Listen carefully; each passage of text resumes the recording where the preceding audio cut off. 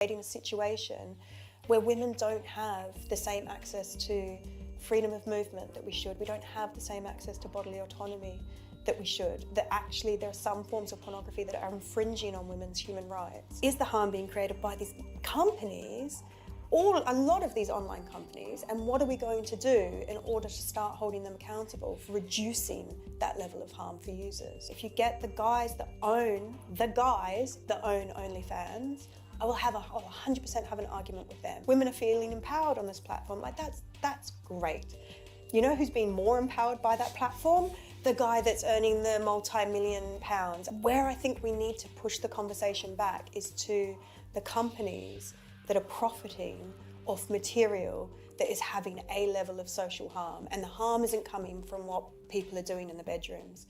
You know what I mean? The harm is coming from some of the influence that is having on our sexual expectations and our sexual imaginations. Dr. Fiona Vera Gray, welcome to Politics Joe. How are you? Billy. Yeah, very well. How are you? Very well, thank you. Glad to have you here. Pleasure. Before we get into the meaty subject of women on porn, your book, how would you like to introduce yourself? My name's Fiona. I'm an academic based at the Child and Women Abuse Studies Unit at London Metropolitan University. I've been working in the field of sexual violence against women broadly, but sexual violence probably for about 20 years now. I used to work in a rape crisis centre, and then through that got into research.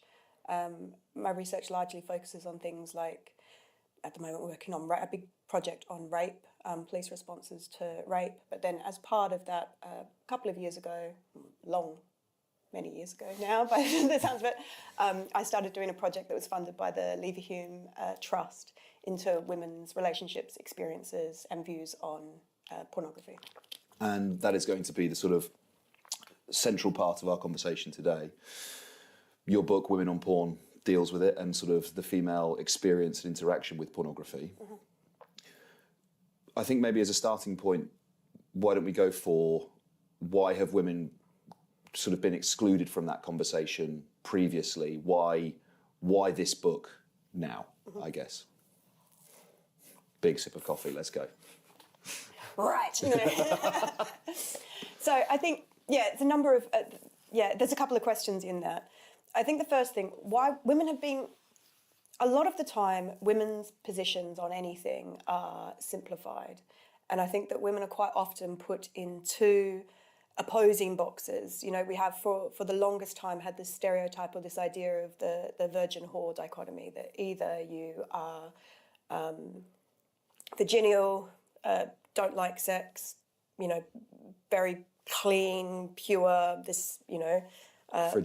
Frigid is what it is now, and that being in a way a kind of honoured version of femininity, that you're, you know, this innocent, compared to the whore, which is seen as, you know, the bad version of femininity, but that can be put on women anytime they express any kind of sexual need or sexual desire. So particularly in terms of women's sexual lives, we're being separated like that.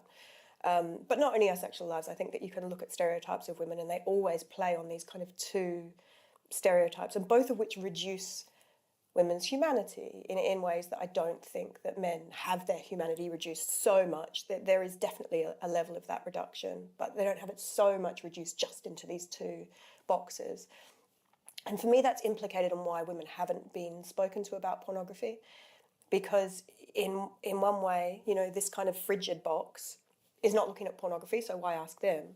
And this kind of whore box loves pornography, so we don't need to ask them. And so there's been no space for the complexity of women's relationships to it, that sometimes women move from one space to another space. Sometimes they're both of those things together. Sometimes they have a wholly different third position.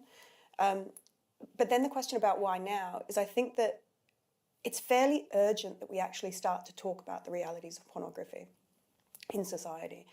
Because it's no longer the case that anyone can say they don't have a relationship to it purely because of the prevalence of it. So whether or not you use it yourself, you're in a relationship to it because of its dominance in society, because your partners are using it, your friends are using it, your teachers, the teachers of your children, possibly your children have seen it, your co-workers, the bus driver. You know, we're just in a society where this is a very large part of the media that is being consumed. Part of that, I'm sure we'll go into it, is kind of the increase in access facilitated through the changes to technology. So I think the combination of those two things, the fact that it's an area that historically no one's talked to women about, when they have spoken to women, it's been about how do you feel about a male partner's use, for example, but very rarely about what does this mean for yourself. Combined with the fact that actually now everybody is in relationship to pornography, that it just felt like it was the time to talk to women and find out what they thought. And I think one of the things that I want to say at the start of this is I spoke to 100 women, but I'm very clear in the book, it was just those 100 women. So that what I found was there were some similarities, but there were so many differences. And I don't want people to think that what I'm saying is these are the 100 positions on pornography, because that just replicates, again, this reduction of women. Actually, what I'm trying to do and what I hope that this book does is opens up a space for people to argue, to argue with some of what I've said and what some of the women have said, but also to find points of resonance, to create some personal reflection, just in a way to lay it all out and say, this is what 100 women thought.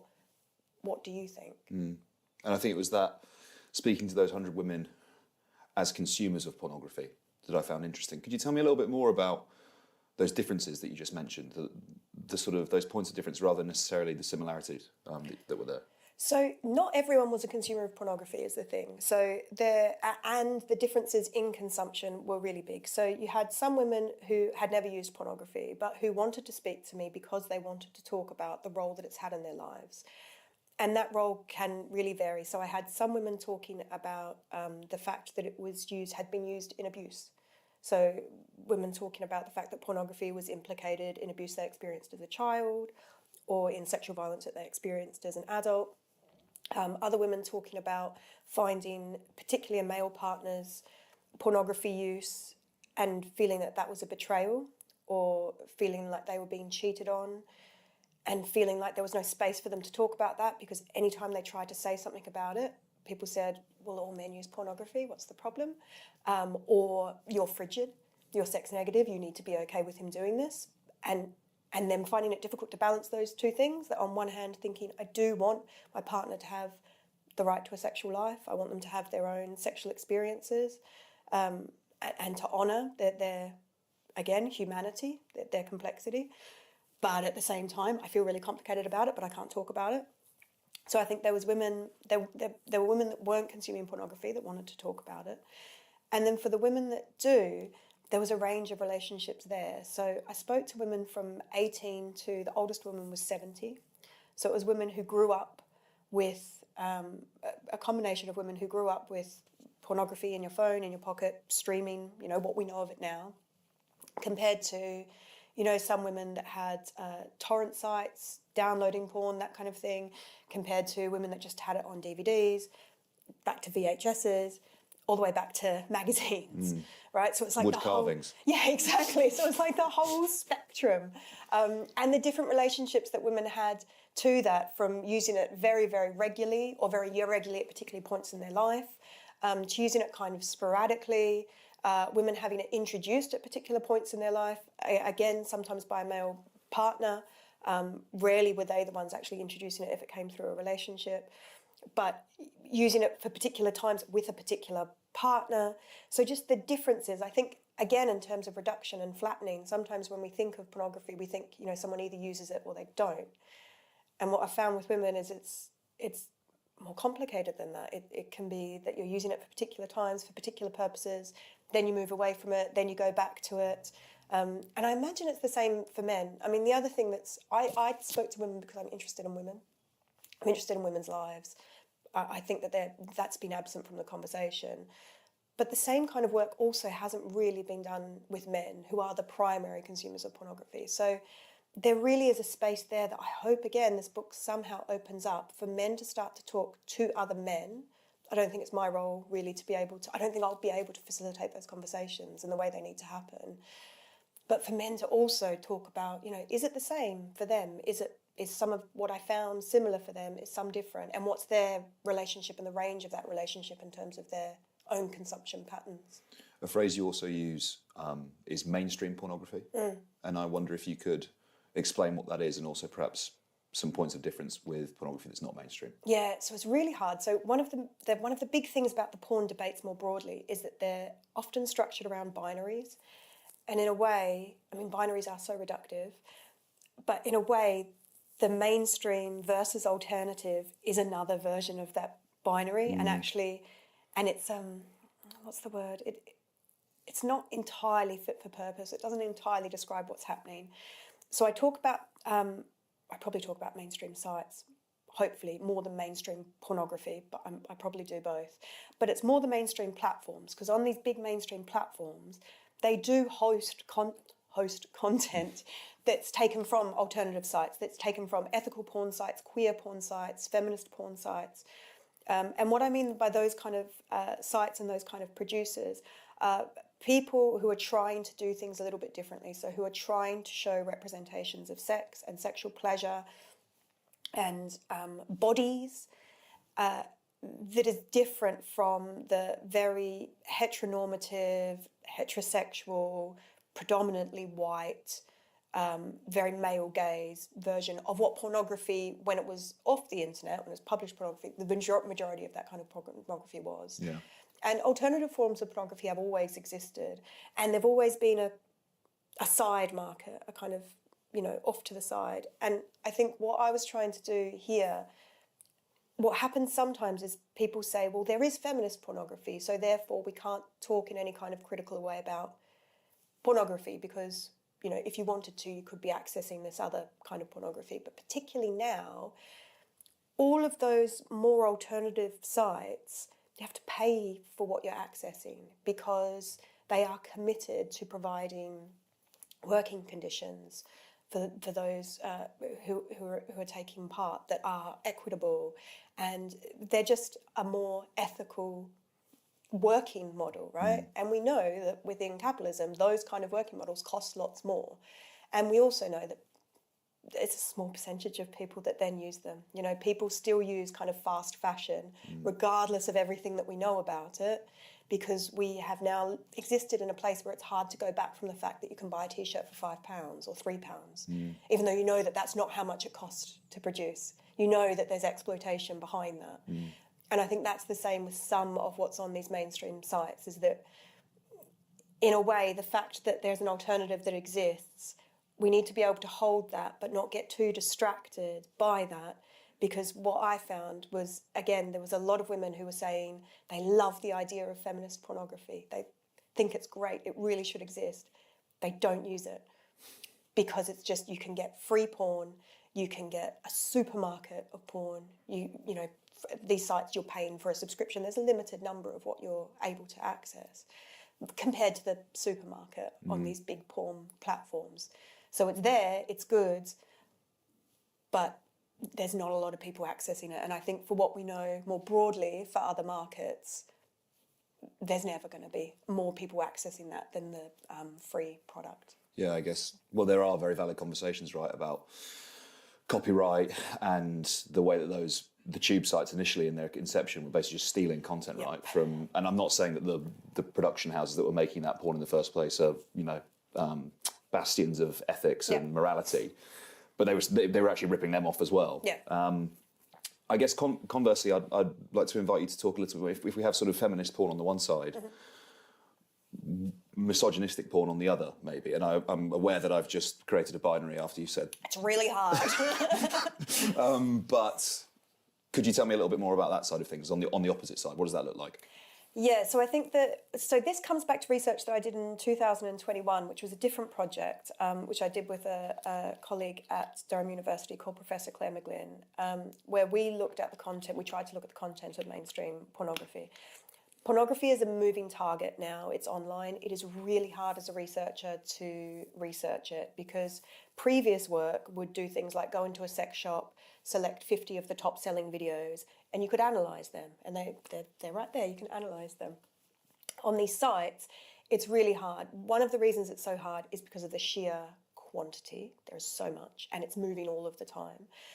Another is because these sites conduct a really high level of customization. So you going on, if you put out your phone and went on, and I went on, we would be showing different things, okay? Because it would be based on our browsing history and everything that they think we are going to click on. So it's very hard as a researcher to try and say this is what people are being shown.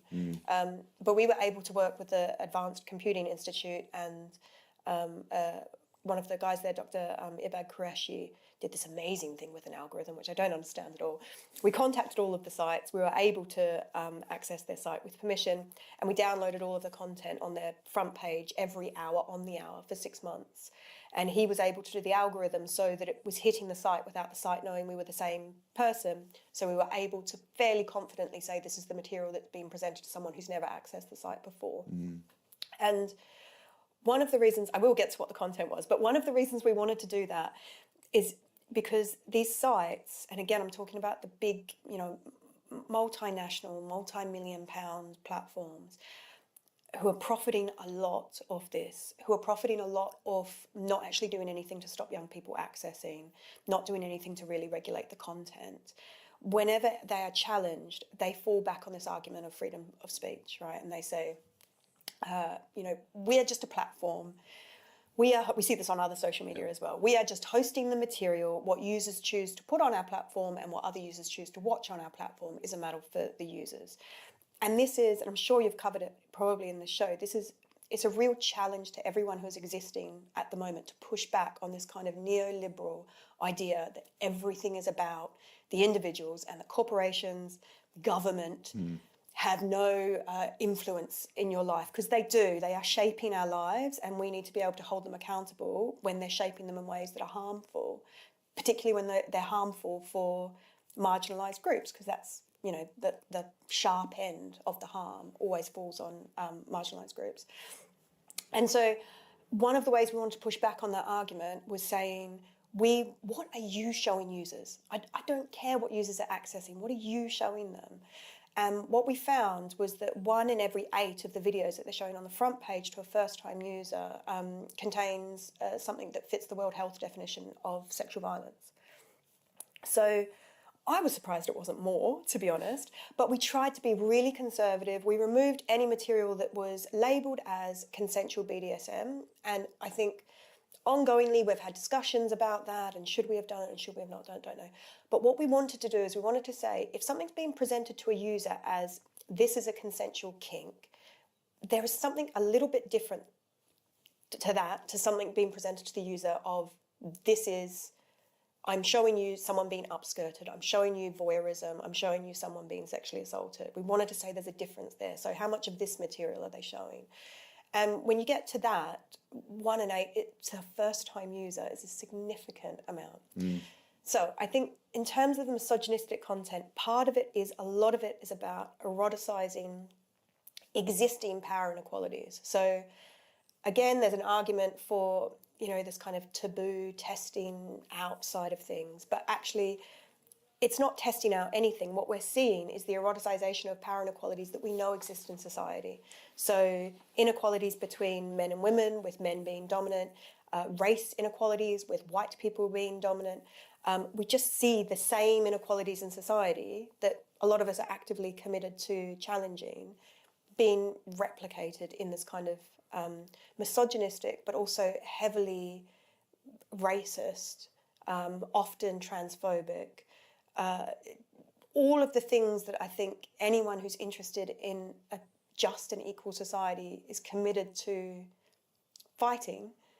We see these representations in these kind of mainstream pornography sites, and no one's being held accountable for them because the sites are just saying, it's just what we're putting on there, it's just what you're choosing to view. There's no regulation because it's on the internet, so unlike broadcasting standards, advertising standards, none of that applies.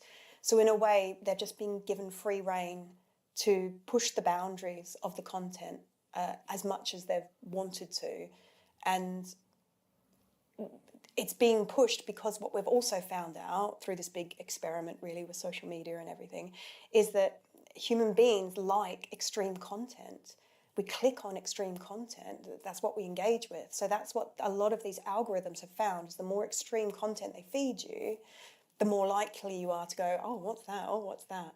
And we haven't yet thought about that, which we know for social media sites. We haven't yet applied it to thinking about the way that these pornography sites are working. I'm going to revisit that point that you've just made, particularly in relation to sort of consensual kink and then the sort of that different, more political analysis to it. But we will come back to it later in the interview. I just want to, you argue in the book as well that sort of, that porn has a social function. Mm-hmm. Could you tell me a bit more about what that means? Yeah, so again, this pushes back on that idea that it's just a fantasy, right? So I think that for a long time in the debates around pornography, there's been a huge debate about is pornography fantasy or reality? And it's been responded to in different ways. There's been, definitely in the 70s, there was quite a lot of work from feminists talking about it has a reality. There is a reality. For the people involved there is a reality. For some of those people, the reality is one of choice. For some of those people, the reality is one of coercion. And for some of those people, the reality is one of abuse. You know, you've been trafficked or you are being raped on camera, right? And we're not very good at holding all of those things to be true, but I think all of those things can be true in different ways. So I think the reality fantasy thing has kind of been threaded through it. Now I've lost track of what the first question, what was it? It was about social function. Yeah, so I think what's good about thinking about the social function is that it's not just a fantasy, right? So women were talking about actively going to pornography for things like instruction, number one. So women talking about, and that not always been a bad thing, right? So going on to learn, I wanted to know how to give a blowjob. I'm 16, never done one, want to find out what that's like. Going on porn to learn how to do that. Going on porn to see what it would be like to do particular sexual acts that you haven't done yourself because you want to test them out before doing them yourself. So going on looking for instruction. And so it started to have that function, particularly in the absence of sex education that actually does anything in terms of actually talking to people about why people really do have sex, not always for reproduction, and how you actually do have sex, not always in this, missionary position. So instruction on one hand, but also expectation. So women also talking about, particularly some of the younger women in their 20s, that have seen a lot of porn sometimes before they've had any kind of sexual interaction with themselves. So women talking about, and I again imagine this is similar for some young men, watching a lot of pornography before they've even kissed someone. And so that's setting up what's called in the kind of academic evidence base a sexual script, so an idea about what sex is, how you do it, who does it to you, what acts are pleasurable. And so I had some women talking about things like it wasn't until they were in their mid-20s that they felt able to say that they didn't like having their hair pulled because the boys had always pulled their hair and they thought there was something weird with them, the fact that they didn't like it because all the porn that they had seen, this is what happened, and all the porn the boys would seen, this is what happened. And so I think we can't anymore say that it's not necessarily a monkey see, monkey do. We're complex. Humans are complex. So it's not that simple, but we also can't say that it's not performing the social function. And the reason that the need for that function exists is because we live in a society where we are surrounded by sex, but we do not talk about it. In terms of the reality, there's still so much shame associated to talking about it, that everybody stays away from really talking about the realities of what they do and when and why. And then that big gap in the education piece that's been there for so long, and the constellation of that has meant that pornography has stepped in and kind of seized the narrative about what sex is, how you do it, and why you do it. I find this point about fantasy and reality really interesting because my sort of like default position on this, I would like to think, I do think that most adults can distinguish between fantasy and reality. You know, like if you watch Fast and Furious, you don't go, that's how I should drive. You know, and similarly, if you're watching two porn stars having sex, you're not thinking, that's how it's done. It's kind of, I'd like to think, and maybe I'm wrong here, that people are able to separate those two things from each other. And I guess maybe the point of difference that you're talking about here is when it's someone who's younger and it's someone who hasn't had the education. I mean, very few of us have actually had decent sex education, so it's not just them. Yeah. So, but I think it's not only people that are younger, right? Because I do think that you can differentiate those two things. But the relationship that we have as a consumer of media to pornography is different than the relationship we have to consuming other media, because we're masturbating. We're masturbating while we're watching it. And we're actually, and there's something about that relationship that's particular, and also something about the silence. So unlike Fast and the Furious, you see people driving every single day, not like Fast and the Furious. You were taught to drive very specifically by someone who taught. So you can watch it and you can be like, that's not how I'm supposed to drive. But for pornography and sex, we don't see the way that the vast majority of people have sex. And so there is something about consuming a lot of representations that can start to shift or influence what you think the vast majority of people are doing outside of your own private sex life, because unlike other things, we don't have access to how people are doing that in their life. So I think it is still, it's relevant for adults, but particularly when you're thinking about the inability to distinguish actually what sex should be, it's much easier once you've had some sexual experiences yourself. And that's definitely something that women would speak about, that it was into their 20s. So again, I think for women, historically, and I definitely found it with the women that I spoke to, it was one of the saddest things really, even for the younger ones, is that women have a fairly shit sex life, particularly women that are having sex with men. Sorry, men.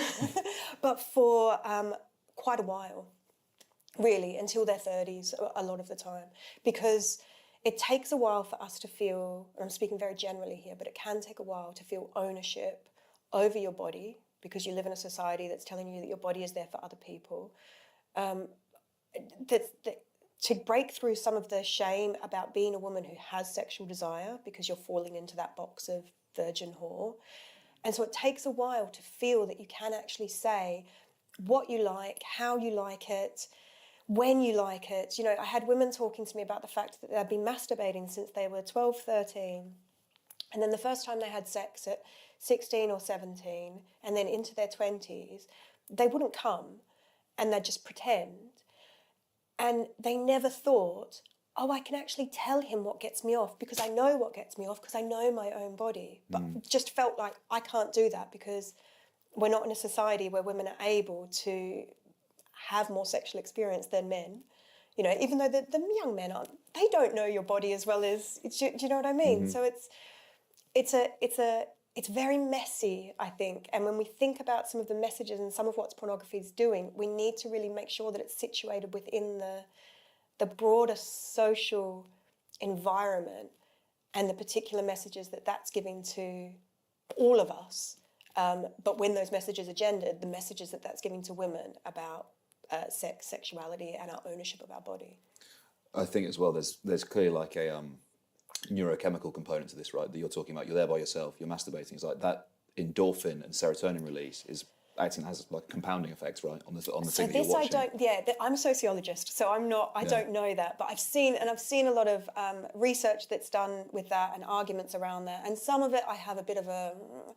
I don't know, but I have seen, I have seen stuff talking about that you start to get addicted. You know, people talk about pornography addiction. And I think with the women that I spoke to, no one really spoke about addiction, but some did talk about some of that response in terms of it becoming quite difficult to imagine, to fantasize. So this comes back to the fantasy thing. It became quite difficult to fantasize without pornography. And that what they would do when they fantasized without pornography is fantasize images from pornography for a while. And I had a couple of women say that they started to feel a bit just not comfortable with how much porn they were using. And so wanting to go back to using their own sexual imagination. And that it took months to be able to fantasize themselves, to be able to fantasize without having these kind of pornographic images coming in or memories of porn that they'd seen. I've got a colleague at my research unit who's done some work with men more broadly on sexualization of culture. And she developed this concept, her name's Maria Garner, and she developed this concept called pornographic recall from the men. And she said that they were talking about, they would be walking down the street and they would see, for example,